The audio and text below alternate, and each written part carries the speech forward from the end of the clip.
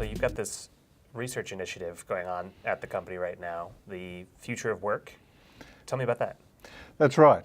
Future of work is really about how work is changing and getting a framework and a perspective around that.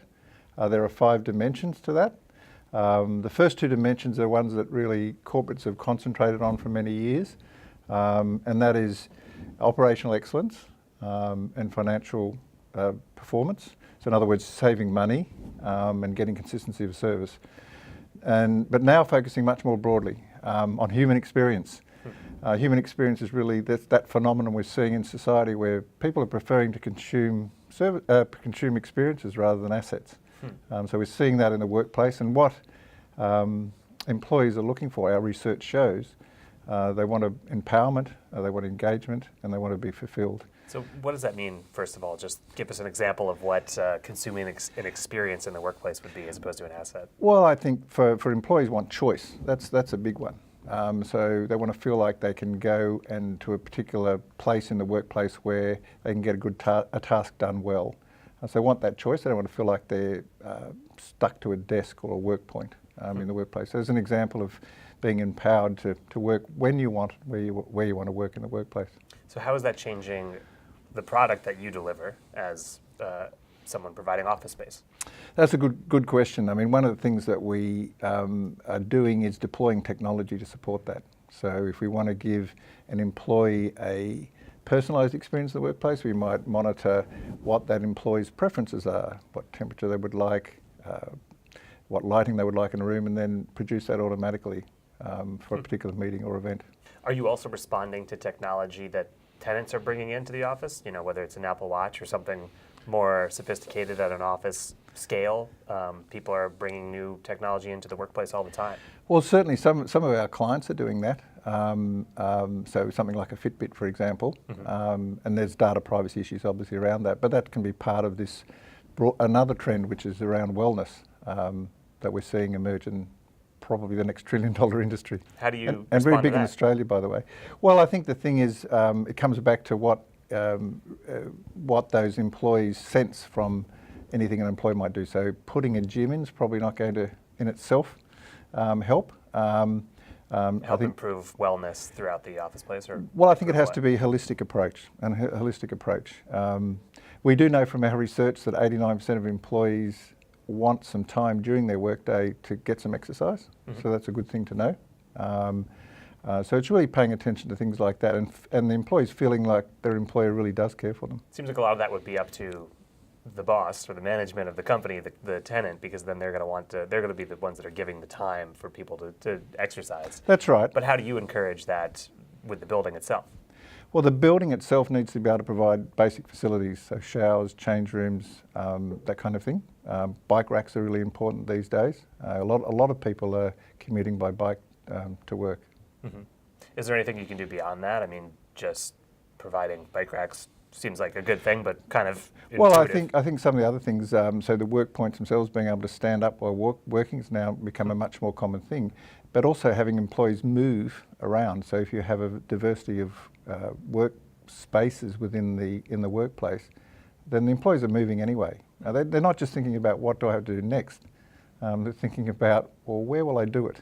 And what kind of spaces? Because, you know, desks, you mentioned standing desks now, there's walking desks, there's obviously meeting rooms and conference rooms. Are there more unique spaces that you're developing now? Well, certainly project space is important. There's a lot of projects are done, short-term projects are done in companies now. So there needs to be a spot where that team can meet for a period of time and that they have all the facilities around them to help them do that. That would be an example. And then it's not just inside the workplace, it's also the area, the precinct around the workplace. So what's in the building, whether it's a coffee shop, whether it's a club-style facility that the tenants can go to, and there's a number of those popping up around the place these days. Have you made any other interesting conclusions from this research so far in the Future of Work initiative? Well, I think the big finding is that it's just continuing to change. And that's really why we have the Future of Work, so that we can continue to research it, we continue to give us an opportunity to talk to clients about what it means for them and how they're going to take advantage of it. So this is an ongoing initiative? Definitely ongoing. Is it going to be published, or is it internal? No, so we've published, or we've already published our in-depth research on human experience, and we'll be publishing further research as time goes on the other dimensions. So shifting gears a little bit, JLL works all over the world. Correct. How do you approach the different code and different policies in the different cities and countries that you work in? Well, that is a challenge. That's definitely a challenge. So they are different in different countries. So I think the first thing you've got to be able to do is actually monitor the changes in those codes.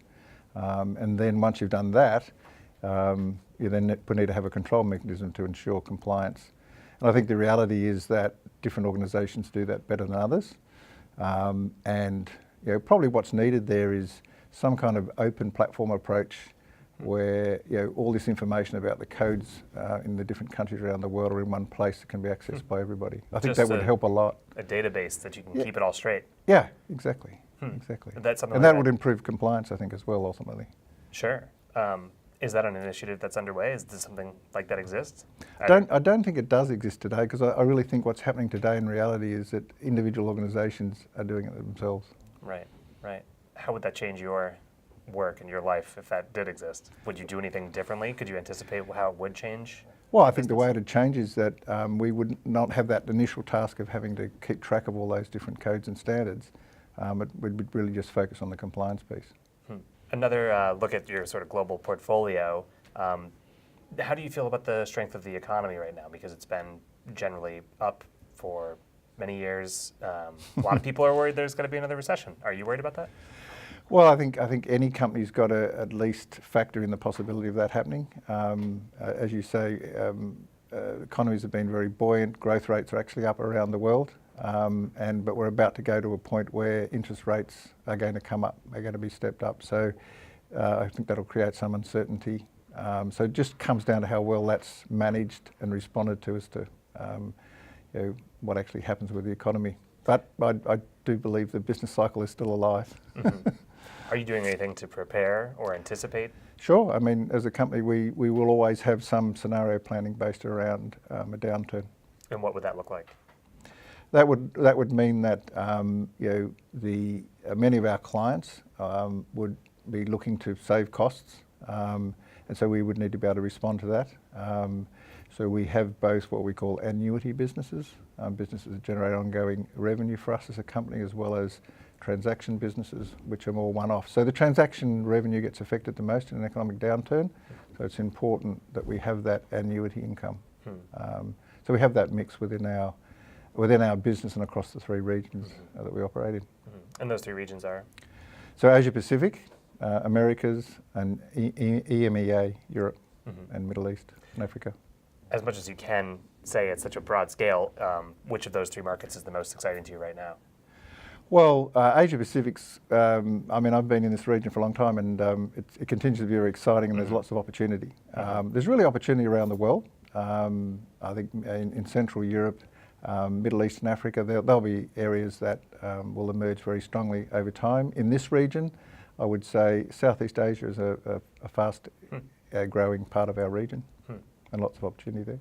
Bangkok specifically, or? Not so much Bangkok specifically, but I think certainly, I mean, that's part of Southeast Asia, yeah. Sure. But definitely Indonesia, Malaysia, Singapore's already an established market.